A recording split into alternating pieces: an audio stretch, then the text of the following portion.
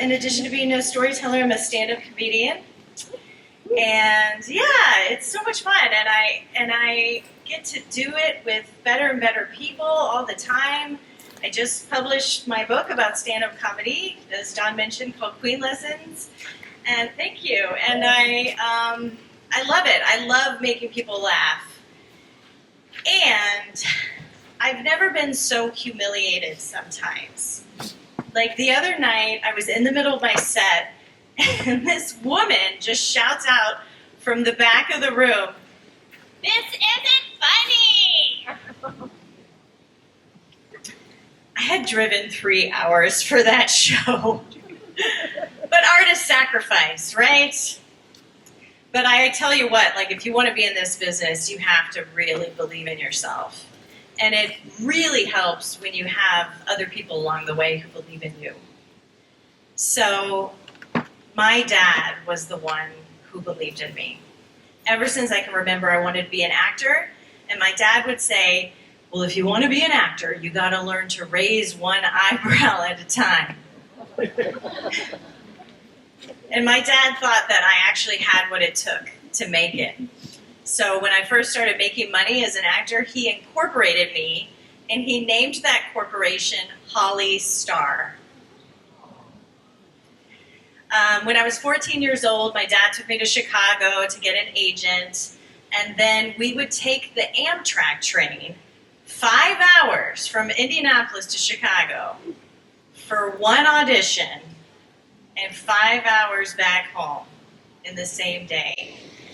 And my dad was there for every train ride. He was so supportive. And also, he was weirdly psychic. Like, he would say things like, I have a feeling you're going to get a call back for this one. I can feel it. I can feel it in my knees. And then I would get a call back. And he was always trying to convince me that I was psychic too. Okay, here's how I'm psychic, all right? Sometimes I can see things before they happen. Like the other night, I ate half of a sheet cake.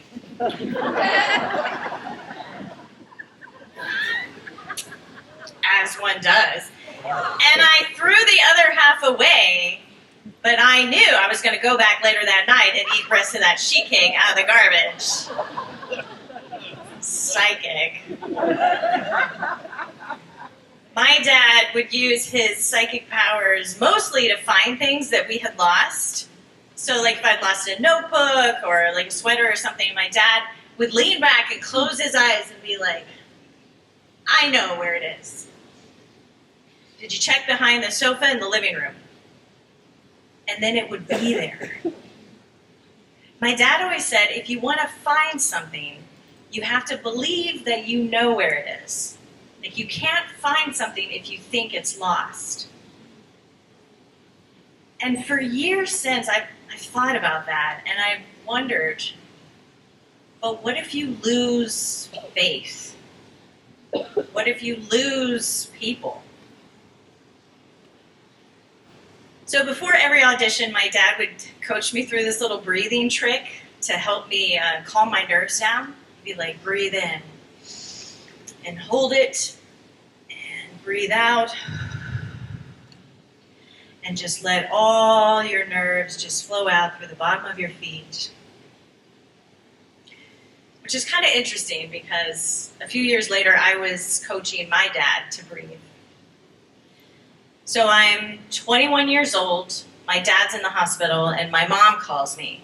Well, honey, your father, he's in the hospital with the emphysema, you know. Well, I mean, from the smoking, from all this, I mean, I go, I hope you don't smoke. You don't smoke, do you? Do you smoke? Well, anyway, he's not doing so well, honey, and they got him on the ventilator, you know, with it breathes for you, but you know they can't leave you on that forever. And well, he's going to try later to take it out. But well, I know you're busy, honey. I know you are. But if you can come to the hospital and tell your dad to breathe, that would be great. So I go to the hospital, and my dad is anxious, and my mom is annoyed at my dad being anxious. But she is there coaching him, trying to get him used to breathing without the ventilator again. And she needs a break, so she goes to the cafeteria, and I step in where my mom leaves off. Okay, Dad, you've got this. Breathe in, breathe out. It's so weird. Wow. He's looking at my face so intently, like he actually really needs me to show him. How can somebody forget how to breathe? I feel like I'm teaching an alien how to be human. And then I reach out and I put my hand on his arm. But it feels like a performance. It feels like I'm performing this role of devoted daughter. And I look at his face and he looks so old. He's 67 at this time. We were his second family. But I'm just looking at him, looking so scared and shaken. And I realize this man in front of me has poured so much of his belief and life force into me. And I realize this is that moment when I have to believe in him. So I decide I'm going to do the best performance of my life. All right, Dad, we got this. You got this. Easy money. All right, let's go. You're going to breathe in and breathe out. Good, you've got this. Oh, easy money. Breathe in and breathe out. And raise one eyebrow at a time. Oh, good for you. You did a little chuckle. That's good. That's good. You got it. Breathe in. It's okay. Breathe out. But I can feel the fear and the tears welling up behind my eyes. And I go out in the hallway where my mom sits. Mom, I can't do it. I'm afraid I'm going to break down in front of him.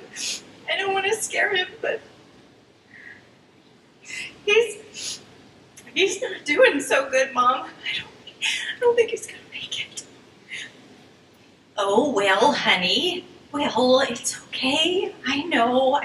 He's your father. Well, he's just going to have to do it. I mean, he's going to be okay, honey. He's going to be just fine. I knew she was lying, but I kind of appreciated the lie. So 2 months later, after a big Thanksgiving dinner, my dad dies in his sleep. And after the funeral, I quit my acting agent and I went backpacking all over Europe with my boyfriend at the time. And we drink too much and smoke too much and hitchhike with truckers and go all over and do all kinds of risky behaviors for a year.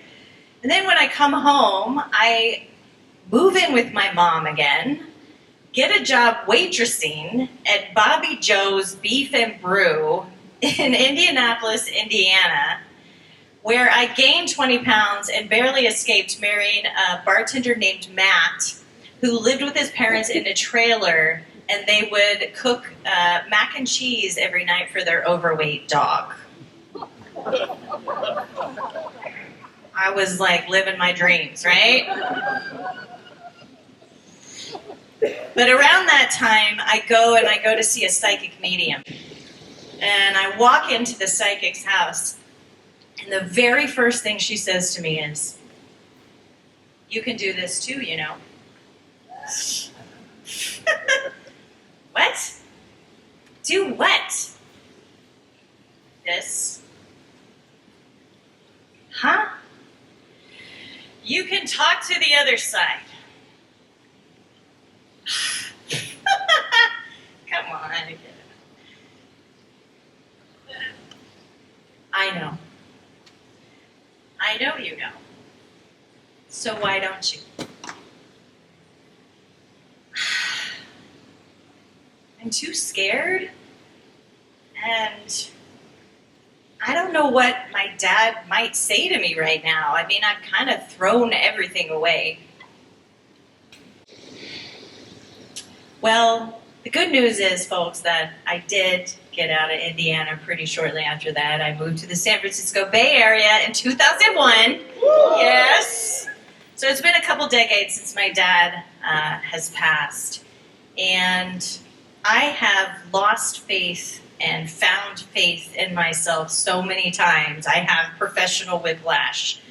I started out as a professional belly dancer. Then I was a flamenco dancer. Then I was a contemporary flamenco choreographer. Then I was a dance coach and a shaman, but we don't use that word anymore. And then I became a hypnotherapist, an actor again, acting coach, speaker, and now I'm a stand-up comedian / storyteller / actor / author / sometimes accountant, because I like money too. And through all of those careers, I have never found anyone in my life that believed in me as much as my dad did.